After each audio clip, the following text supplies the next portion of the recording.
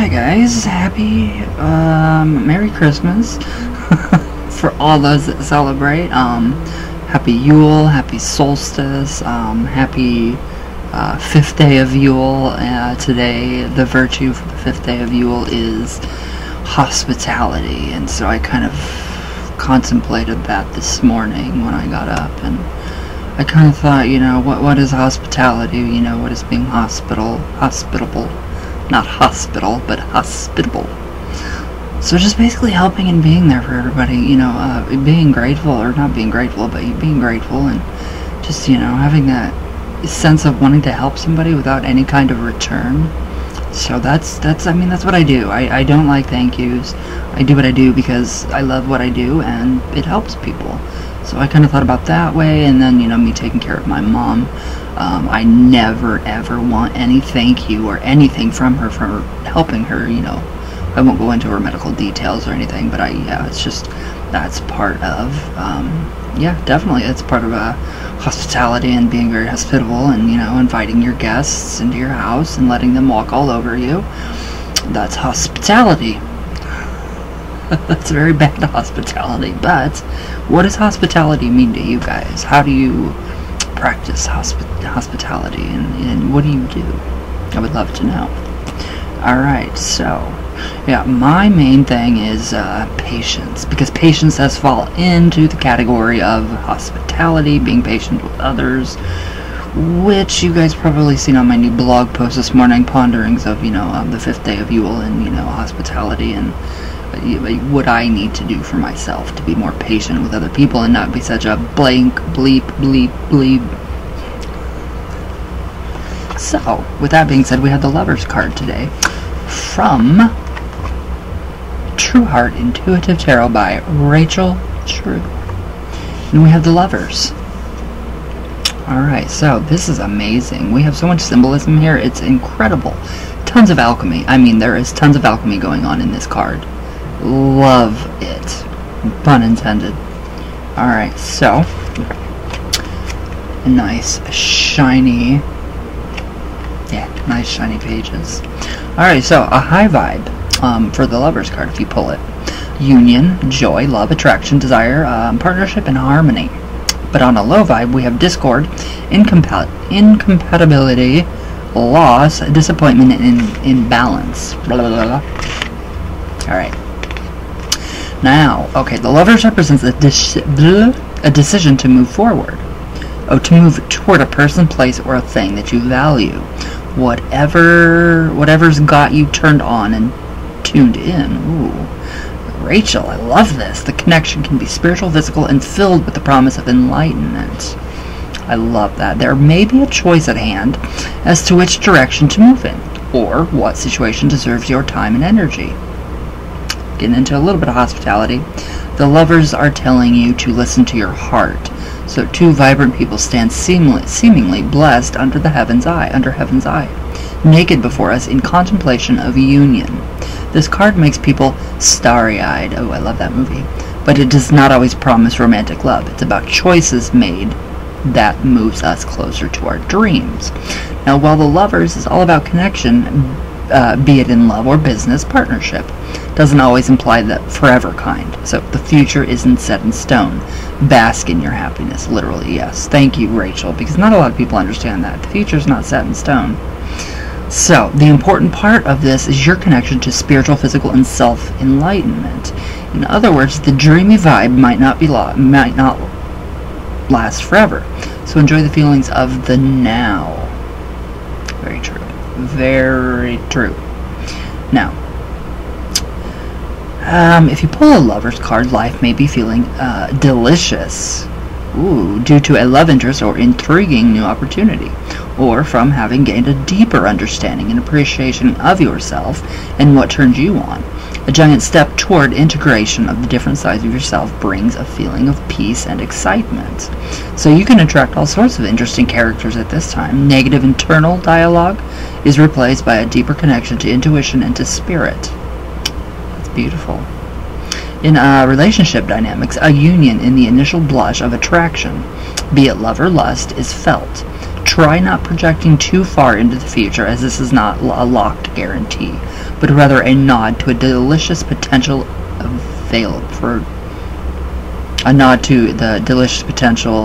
available. For singles, a period of self-actualization is preparing you for love. This is the time to redo your dating profile or ask friends to set you up. Cupid's arrow is pointing at you. Oh, jeez. Oh, I hope not. Someone unexpected may offer love to you. Be open to something different, especially if you've identified patterns keeping you stuck in repeating cycles. Yeah, that's me. Now, in a professional life, a dream job or interview is a sign you're in the right place at the right time. There's an expansive feel in the air. Connecting to others and networking can pay off big. If passion is waning, some might decide to switch careers to a field more fulfilling. So if this card comes when no prospects are in sight, visualize and journal about your dream scenario and dust off your resume. Now, if pulled in a low vibe, to attract love, you first have to love yourself. If number 1 isn't happy, number 2 is never going to be happy, and I'm blurry.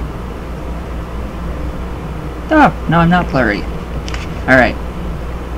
Okay, so emotional and financial burdens, shrinking responsibilities, or staying too long in stale, conflict-ridden situations may have caused disconnection and disillusionment.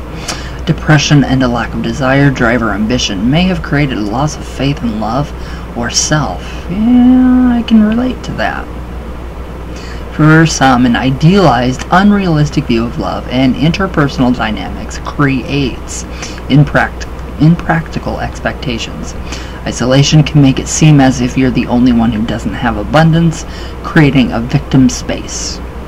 So, re-engage and learn to define and communicate your emotional needs. Love needs a fertile place to grow. If your heart's closed, this card says it's time to open. Shift perspective and make a choice to welcome love into your life. Now, alright. Here is her amazing little excerpts of her, life with these cards, the major arcana. I have to have a drink real quick.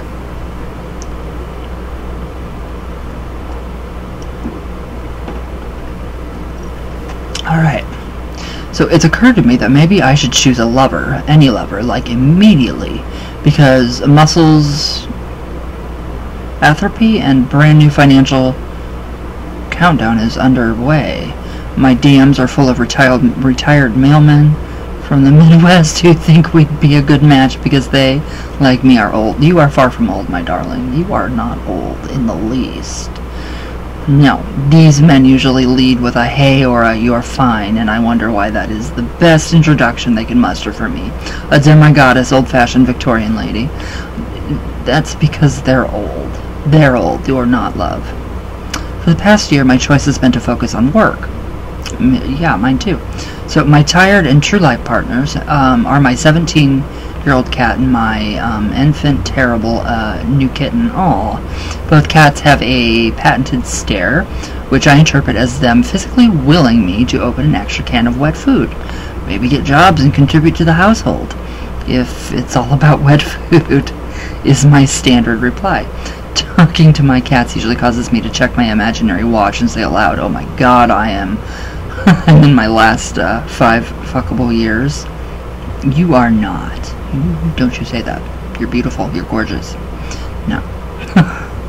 I want to feel sorry for myself and slip on a coat of victimhood. It would be easy to hop aboard the pity party train, alone and covered in pet hair. Hey, I'm right there with you then. Being eyeballed like a steak by 2 loud and verbal Siamese cats, I wonder, when I die, will they eat my eyes? I wonder that too, if my chihuahua would eat me. And he would. Because I am an adult, the way I get out of this headspace is to focus on owning my life choices. Love in the act of being intimate, being truly vulnerable, both sexually and emotionally, is a choice we make when we are brave enough to be present in the company of another person. I have not been that brave very often. In the past, I made an unconscious, I totally feel you there, unconscious, maybe conscious choice to spend most of my time alone, and now The corollary, I can't say that word, implications are my choices are plain. I know what you mean. Totally do. Devoting yourself to just work. All your work, yes. So, one of the many ways I'm working on manifesting a proper lover, a guy I'd consider marrying, is to focus on deconstructing and rebuilding my romantic attachment style. The book attached, The New Science of Adult Attachment and How It Can Help You Find and Keep Love by Dr. Amir Levine and Rachel Heller, have been helpful in my progress by breaking down the archetypal ways I interact in intimate situations. Ooh, I need to get that book. I do. Alright. I already knew I was an insecure dater. I am too. When I dated guys who were hard to get a hold of and generally aloof, I spent way too much time thinking it was over if they didn't call me back within 6 hours. I'm the same way though. I need a partner to check in with me on a regular basis, yes. That's exactly what I want too. But I didn't feel comfortable asking for this out of fear of appearing clingy. Yeah, I don't like to do that either, but... So in this book, Dr. Levine recommends insecure daters ask their partners to do just that, to check in on them. Check in once or twice a day, if they can. The book hit me on the head. Literally or no? No, with the concept of asking for what I need, not imitating what I think sexy or savvier women do around men. Okay, so the book also hyped me to my avoidant nature, as in hiding out on my couch feels safer than actually dating in Los Angeles. Yeah, hiding out in my bedroom seems safer than dating. It probably is right now these days. So it's also my raging ego's way of protecting my soft, vulnerable underbelly from being exposed. Yep. Women who've strapped on the Penelope of armor can sometimes lose the soft, safe place for ourselves and others to land. Don't know what's wrong with my voice today. I need to get this book. So, okay, so she says here, I spent the last year examining and setting down old thought patterns and behaviors, like wearing a big, brilliant smile and quick quip as a shield and dating non-committal guys. I came to understand that this was just a cover for my own intimacy stuff, and was out of alignment with who I'd grown into. I began to appreciate and see the value in my past finite relationships. Each one of those men taught me valuable lessons. Some were loving, some cruel. All highlighted a need to find union and peace within my odd duck self. You are not an odd duck. It released self-loathing, doubt, and judgment. I love that. I need to let go of those things too. Now I'm making the choice to move toward love. And that means becoming comfortable in the company of strangers. Ooh, that's creepy and scary. Instead of focusing on the ideal perfect mate, I'm working on what kind of partner I'd like to be, so that the next time the lover comes near, I'll be ready. Tarot and talk therapy have been instrumental in my making big leaps in my life. It's a gratifying slog, resulting in an openness to attract the kind of partner I desire, rather than the one I thought I deserved. That's beautiful. That is beautiful. I love that. I do. I love that, and I totally agree. I totally agree that that is something that I too do need to work on. So, beautiful card. Beautiful card. I mean, we have so much going on here. I mean, I don't even think that... There we go. The camera's kind of doing it justice. Hiccups. I hate hiccups. So, isn't that gorgeous? You're amazing, Rachel. You're incredible. Alright, let's do some coffee talk and see what's going on. Oh, I need a cigarette. How awesome, though. That really is awesome. I mean, that does, you know, it does go along with hospitality. So I'm loving everything that you're doing. So thank you.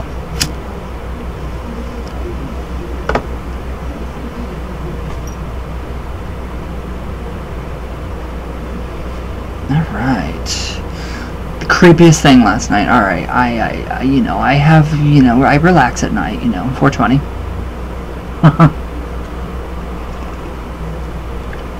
But this wasn't it. I actually got it on camera. I was sitting here literally like this last night. I was talking to my friend Kim, and we were talking about, you know, how good our, you know, Christmases have been. Our Yuletide season, right? Okay, so I'm sitting here right here, and it's really hard to move this chair because there is a permanent indent where the rollers on the bottom are. Literally, I was being pushed back. Literally pushed back. So I tried to get it on camera. I think everybody thought I was just either really stoned or just completely out of my mind. But I know it happened. And then this really intense feeling of somebody being behind me. I mean, I could feel it. It was as if somebody was literally right here beside me. Just like on the video yesterday, you guys noticed the little boy spirit, Gustavo, you did. So it was literally, it wasn't scary. It wasn't scary. But it's the most intense I've ever felt it. It was the most intense I've ever felt it in my entire life. So, things are kind of getting, you know, a little amped up here, which I like. I don't mind. I don't know what it was. It wasn't negative. It wasn't evil. It just, I felt something. I don't know what it was. I couldn't really, you know, make a rational, you know, I tried to rule out all the, you know, whatever natural crap going on, but I couldn't. So I don't know. I did get it on camera. I tried to. But it's just not, you know, I mean, when it happens, and then when you know, start to actually get freaking stuff that happens, and you finally catch it on camera, it doesn't look like what it feels like. Because it was just, I felt like it was just, like, literally pulling me back. So, very interesting. Tina J. Hi, love. Thank you for your comment on my blog, or on my website, my wordpress.com/RyanOccultSpecialist, or RyanOccultSpecialist.com/WordPress, however you want to do it. That made my day. If anybody checks my stuff before their morning coffee, that's amazing. Thank you. Because coffee is I can't do anything without coffee. I have to have a cup of coffee before I can even start to do tarot in the mornings.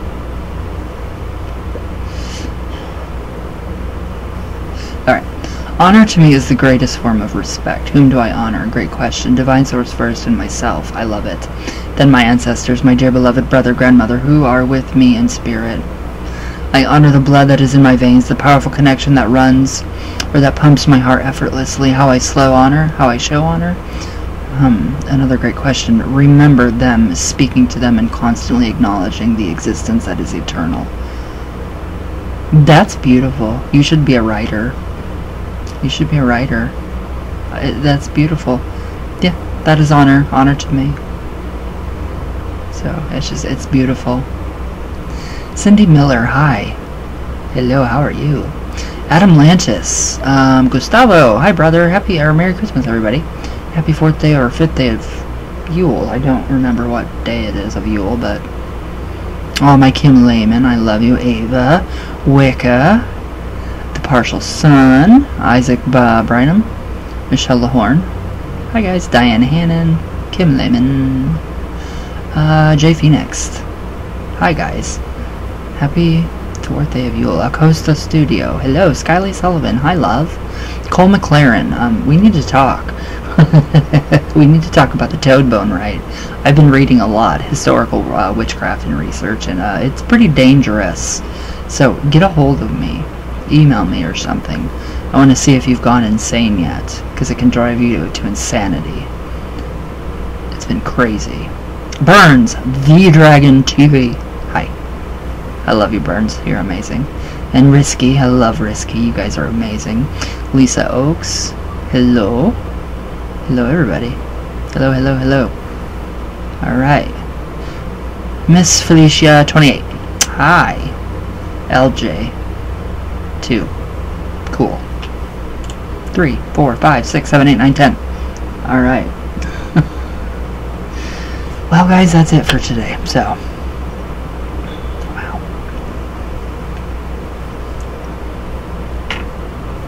Time for a little bit of candle magic to happen. So, I won't be live today because we're having our family dinner thingy. So, yeah. But, alright, guys, I love you all very much. Happy, I don't know, 4th, 5th day of Yule. And yeah, but yeah, let me know below what you guys think about hospitality. So, all my love, all the way from Venus, all the way back down. I love you guys with all my heart, and I will see you guys tomorrow. Everybody, please be safe. And I love you guys.